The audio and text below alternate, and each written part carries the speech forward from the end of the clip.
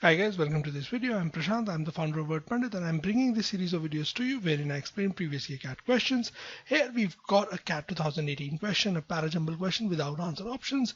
These are always tough to solve. 4 sentences, 24 different orders possible. There is always going to be a certain element of ambiguity in them. Howsoever well you might prepare for this topic, be always be prepared for certain amount of ambiguity, certain amount of difficulty, and a certain amount of luck factor with these questions, right? You've got to be mentally prepared for that. That is going to happen for sure. What is the correct order in this particular case, in this particular question? The correct order here is 1, 3, 2, 4. Why is this the case?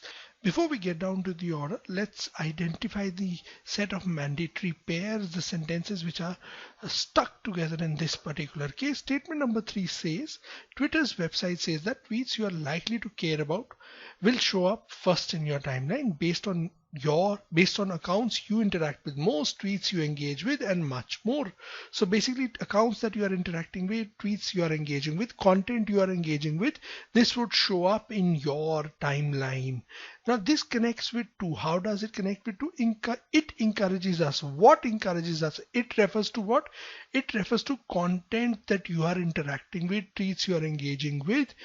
This is the kind of content which is likely to show up first in your timeline. This particular act, this kind of content showing up, encourages us into bubbles of people we know and like, which is the obvious outcome, right? We are only seeing what we are interacting with, while blinding us to different perspective, because the content which is showing up is the content we like.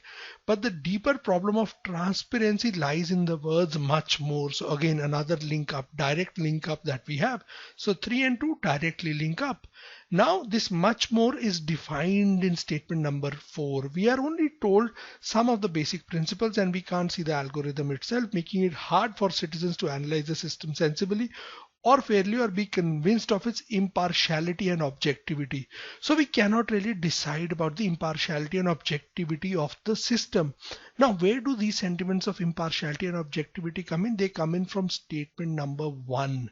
Now read statement number 1. Your job here is to decide whether 1 comes right at the start or it comes right at the end.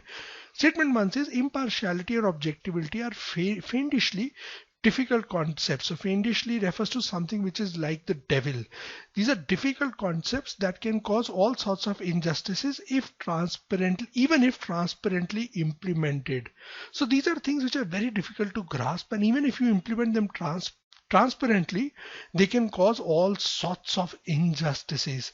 Now in the given case, remember, he says its impartiality and objectivity, right? So it's referring to the impartiality and objectivity of Twitter. Here, Twitter and its actions, which are explained in sentences 3 and 2. Here, he's not referring to impartiality and objectivity in the generic sense as explained by statement number 1. This is a very generic description which is setting up the base for the overall discussion. What is the overall discussion here? Impartiality and objectivity. The example of Twitter and what it is doing, right? This particular context actually acts as an example of statement number 1. So statement number 1 becomes your generic opening sentence here. Statements 3 to 4 follow it and provide us with what? Provide us with an illustration for sentence number 1. Hence the order is 1, 3, 2, 4.